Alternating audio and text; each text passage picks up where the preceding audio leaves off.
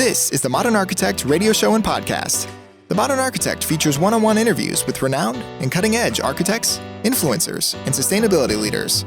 Our show informs and illuminates the transformation that architecture brings to our cities, communities, and lives. And now, introducing the host of The Modern Architect, Tom Dioro. Today, we are honored and really excited to be joined by Annie Lowengart, founder of her award-winning firm in 2000, Annie Lowengart Interiors. Located just a few miles north of the Golden Gate Bridge, I love this, I'm reading directly from Annie's site. Annie Lowengart Interiors enjoys Marin County's stunning terrain as its backdrop. In 2021, Annie opened her second studio in tropical Palm Beach while enjoying the inspirational beauty of both coasts. Excellent. Annie and her team balance their designs with practicality. You can find them on the web at annlowengart.com. Again, it's Ann, A-N-N, Lowengart.com. Today's episode is made possible by Swatchbox, the leading sample platform for architects and designers. Swatchbox brings thousands of product samples from the world's leading manufacturers into one platform. Browse materials for inspiration, create custom collections, then request your samples for free with automatic next day or second day shipping. Get started at swatchbox.com. Hello, and we're honored and thrilled again to have you on The Modern Architect. Thank you for being here, really. Tom, thank you so much. I've heard so much about your podcast. I'm so grateful to be here. My firm is actually Ann Lowengart Interiors. Perfect. Thank you. I'm only called Ann when I'm in trouble by my parents, but they. Is that right? But yeah, I do go by Annie. Okay. Thank you very much for that, Annie. I appreciate it. Now, we talked early in your show today about what inspires you, quotes or prayers or mantras. Love to hear your what inspires you and your quote. Well, I was telling you a little bit about my background. And in 2008, I found myself in a very precarious situation. I know there are probably a few listeners out there who can relate. My husband was running a gold and precious metals hedge fund at the time and was directly impacted by the financial crisis, severely impacted. And I woke up one day and he brought me up to speed on everything that had transpired in the last few days. And basically, I was left with two tiny kids, a huge mortgage. We had just purchased what was going to be our dream home. I was going to remodel this beautiful home in Ross, California, which is a wonderful part of Marin County. And he informed me he essentially had no job because the hedge fund had crashed or had blown up. And he was entering into what turned out to be a pretty long and severe depression. He came out of it fine, but having worked all this time to build something, that just seeing it poof go away in a matter of months was incredibly hard for him. So he was there, but kind of in a different spot mentally, and I had the weight of the world on my shoulders. And I remember going up to the guest house on this property, this big property that we owned at the time, and getting down on my knees. I had no resources. I had taken a break to spend time with our children. I had been essentially not working for 5 years. I would do, a bathroom or a kitchen, but, really not working much for 5 years. And it was just an incredibly humbling moment when I saw what was before me, and I said, okay, I'm going to go where I only know one place I can go. My parents aren't going to help me. They're not going to be able to rescue me. My friends aren't going to be able to rescue me. I'm not going to be able to rescue me. So I got down on my knees and I asked God to help me, and he did. And there's this verse in the Old Testament that I really love. It's Malachi 3:10, and I found it during that time, and it's really been kind of my mantra, so to speak. And it goes like this: test me and see if this is true. See if you don't bring the tithes into the storehouse so that there may be food in my house. See if I don't fling open the windows of heaven and pour out such a blessing that your vessels can barely contain it. And so I started tithing at that moment. according to the Old Testament, according to the New Testament, and it's been just amazing what God has done.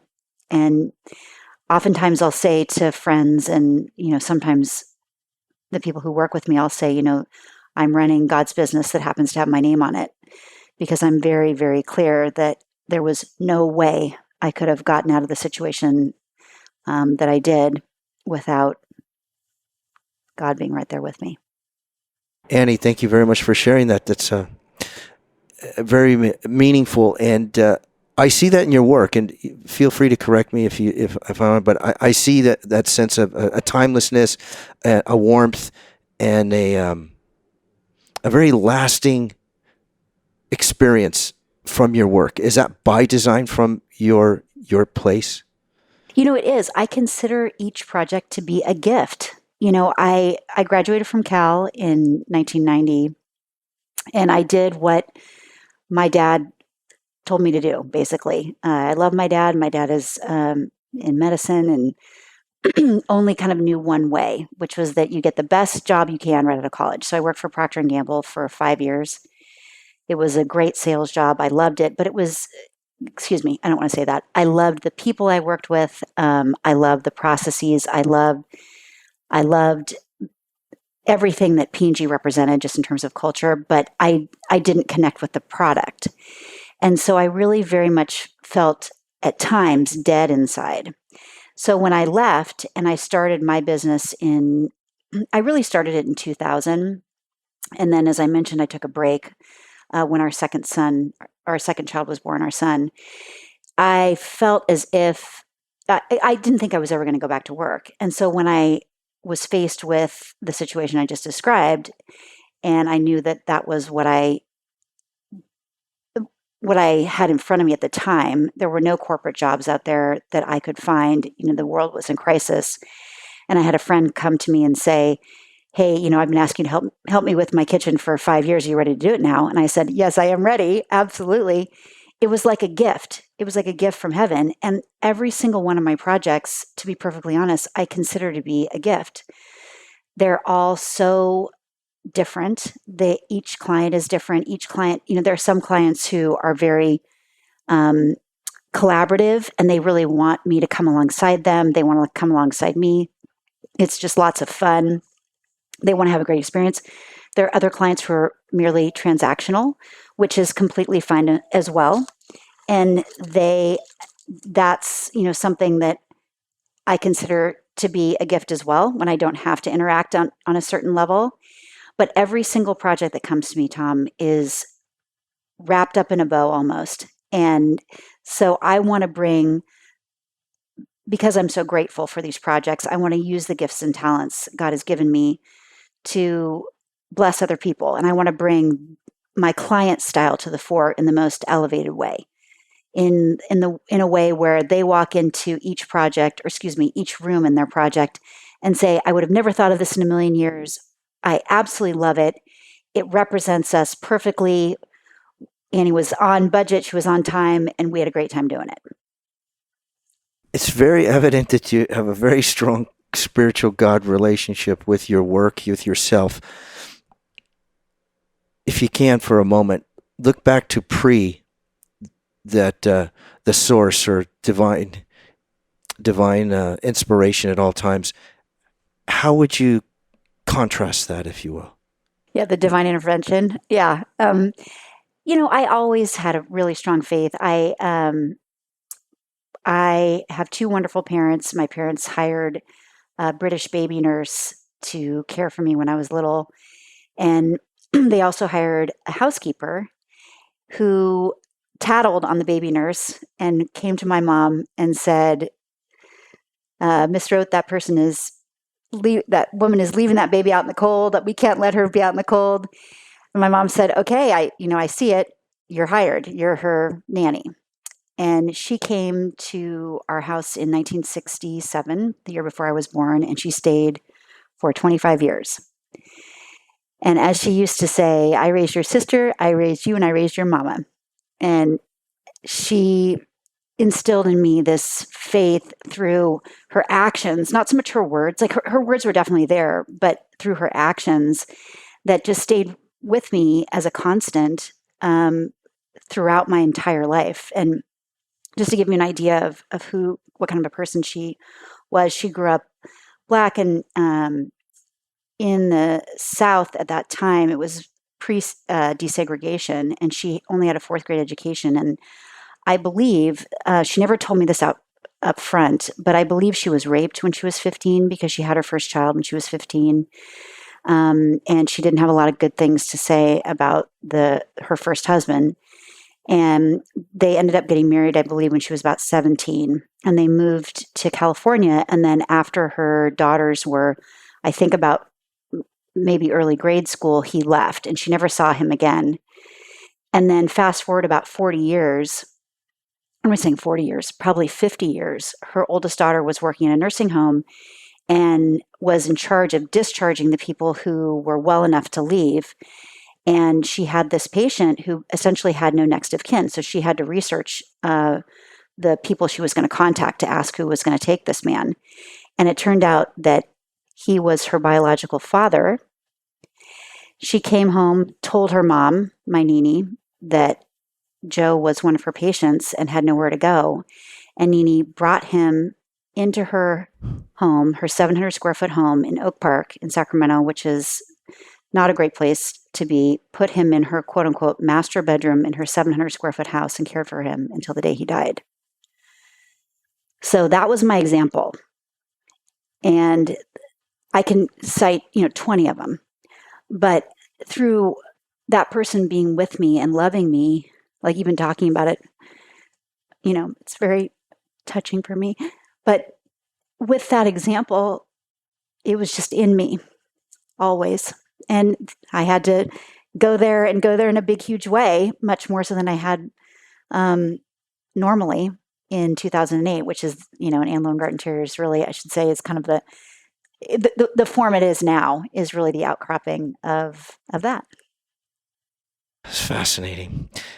That sense of gratitude, when you, my opinion is that when you start with gratitude at the very beginning, and when you look at every project, every client as a gift, right at the onset, I can't see how it doesn't turn out to be almost exceed your expectations in the clients. Am I reaching, or that's is there true. some truth to that? That's true. I've had so many moments, so many wonderful moments where we have reveals. We have, the HGTV reveal.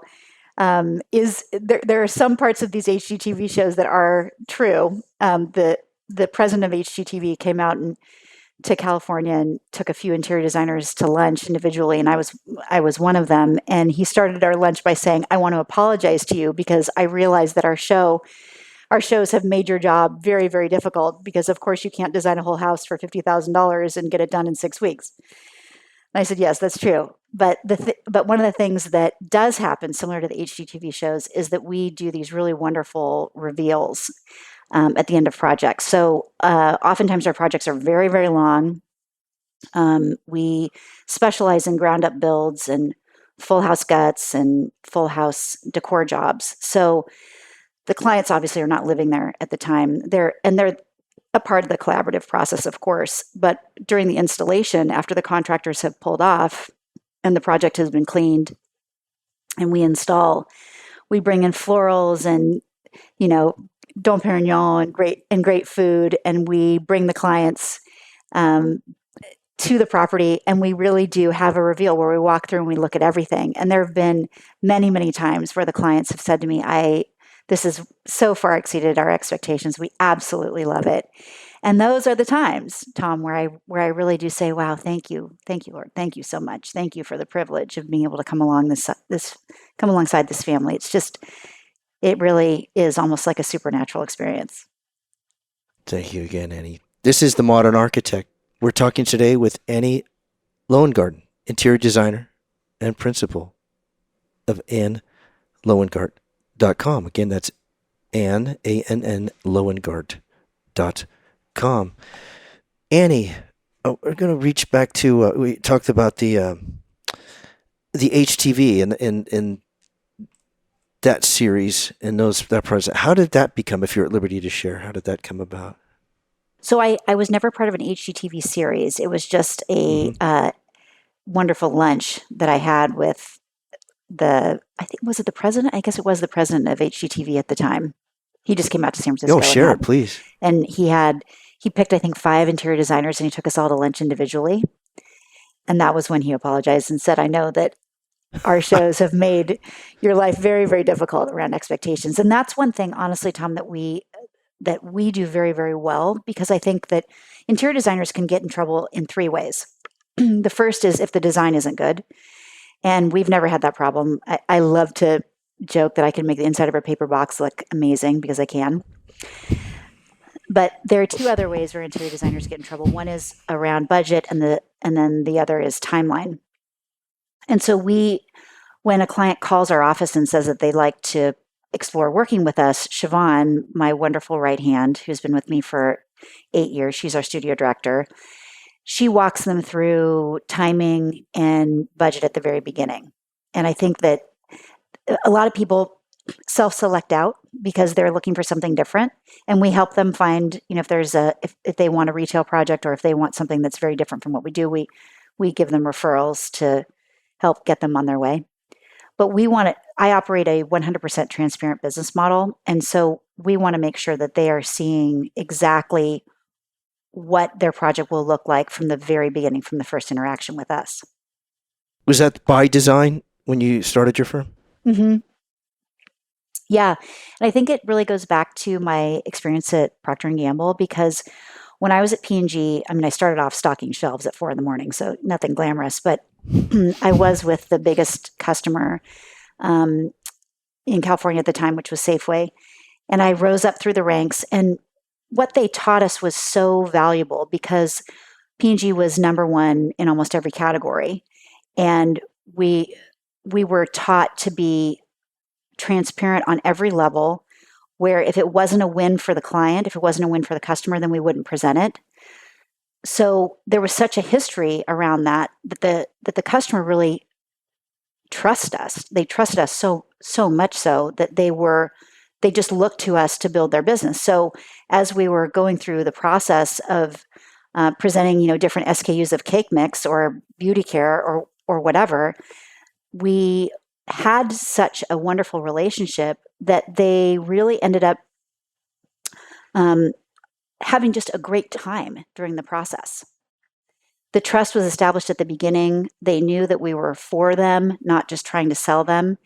And from that trust, we were able to do our best work. And I've taken that, and I've really used everything I've learned at P&G, not only around transparency and around ethics and honesty, and which really are just innate in me anyway, but ethics, honesty, and then transparency, but also having fun. It's such a blessing. The projects that we work on, not only is a blessing for us, but I really try to always articulate the fact that my clients who have purchased these wonderful homes, it's a great blessing for them, and we want to help them celebrate that, and and have a great time. How fabulous to build an 8,000 square foot house from scratch. How fabulous to gut and remodel a 6,000 square foot house in the middle of Pacific Heights. How fantastic to build a golf component on your property in Sonoma. How great to build your ski house in Tahoe. I think it's all about perspective. And when we look at it from that perspective, then everybody has a lot of fun. That trust factor and express the value, especially with interior design, when you're seeing a vision before the client. The client I'm going to take a perspective of not knowing what to do. Let's say I have that 6,000, 8,000 square foot home, and I don't know what to do. How would you, without giving your secret sauce, get to the client to say, okay, here's what it's going to look like, and trust that you're going to fulfill that? Is there a formal process to that, to express that value? There is. But before I touch on that, I would really like to say I don't mind giving up my secret sauce. That I believe that there's enough work for everyone. And there are some people who really love what I do and some people who don't, and that's fine. And there are so many wonderful interior designers out there. if someone can learn from my experience, I want to give them that knowledge. I wouldn't wish what I went through on my worst enemy. And I know that there are a lot of people out there who maybe don't have confidence in themselves or just need a little tweaking in their process, or maybe could use someone to help them map out, okay, here's a great way to roll out a project. And I really enjoy doing that. I really love doing that because, I wasn't born with this knowledge. I had to get it from somewhere. So it's a great blessing for me to be able to give others, what someone has given me. So I wanted to say that. But yes, with regard to the process, we absolutely have a great process. That there's a book I love called The E-Myth by Michael Gerber. And Michael Gerber studied McDonald's. And when Ray Kroc visited the McDonald's hamburger stand in, I want to say, the 50s, he was selling milkshake machines, and he saw this line for these hamburgers, and he was so fascinated because these high school kids were making the same burger over and over and over again, and people loved it, and so people understood that there was consistency there, and so they kept coming back to McDonald's. And he obviously bought that store and then started the franchise, and we have McDonald's as we know it today. So Michael Gerber looked at the way Ray Kroc had defined the process, had really systematized and documented the process so beautifully that he could send that same process to Italy. He could send it to Mexico. He could send it to China, and those wonderful people who were working in his restaurants could follow that process and produce the same burger in each of those locations. And then what it allowed him to do is be creative within that process. Obviously, they start off with just burgers, and they've done so many other things. Not to say that I'm a McDonald's hamburger fan. I love them, but I don't eat them.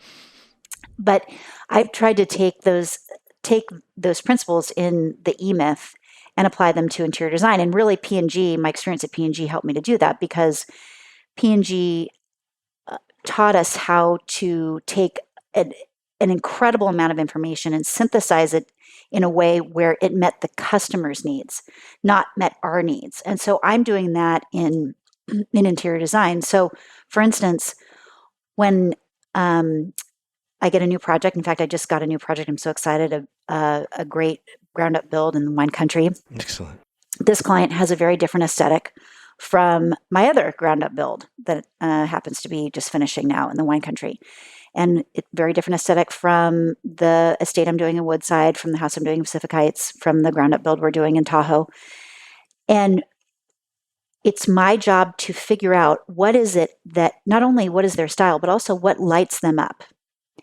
So the way that I do that is I first get to know them, and I spend time with them at their home. I want to interact with them. I want to see how he or she reacts with his or her spouse. I want to see their current home. I want them to walk me through and say, you know what? I thought I really loved this, but I really don't. And I never thought I would like this, but gosh, I really do.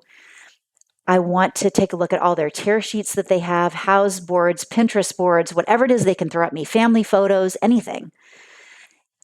And I want to hear from them, gosh, I love this right here. It could be a vase in a family portrait. It could be the sunset on a vacation that they went to. It could, or enjoyed recently. It could be their friend's home, their friend's living room. It could be Gwyneth Paltrow's kitchen. Whatever it is, I want to start gathering information around what is it that they really love aesthetically. But then also, and almost equally as important, I really want to understand how they want to live in the property. So, for instance, we have a document that we like to share where we ask the client to answer a bunch of questions like who will you entertain? Will you entertain? What type of entertaining will you do? How long do you anticipate living in this home? And by getting all of this information together and really poring over it, my designers and I get inside their collective head a little bit, very much so, actually. And then we start seeing the project through their eyes. And then when we take them on a shopping trip, to San Francisco or LA or New York, then we can point them, we can say, hey, we'd like to show you this really interesting showroom because we think that there are things here that you might gravitate toward. Or we would really like to take you to this art gallery because they're having an exhibition with an artist we think that might really resonate with you. And it's almost like a funnel effect. We start off very, very broad, and then we continue to reduce the size of the funnel, go down the funnel more and more and more until we get to a vision. And it's usually an image or a series of images where the client says, yes, this is what I love. Yes, this is what I want. And then we can map back to that. Excellent description. Thank you very much for sharing that. We're on the Modern Architect Show, and we're with Annie Lowengart. Our public service announcement for today's show is about the Freedom Reigns Ranch. Their mission is to igniting hope with the help of a horse. At the Freedom Reigns Ranch, they provide equine-assisted mentor sessions to children and young adults who have experienced trauma and other life challenges. All sessions are completely free of charge. The ranch also serves as a foster home for horses recovering from abuse and neglect in Middle Tennessee. Participants and volunteers have the opportunity to assist in rehabilitating and caring for these horses. For more information, you can visit their website at freedomreignsranch.com. Again, that's freedomreignsranch.com. We're talking today with Annie Lowengart, interior designer. Annie, what would you like to share with your show today, that we may not have touched on, that you'd like your audience to know?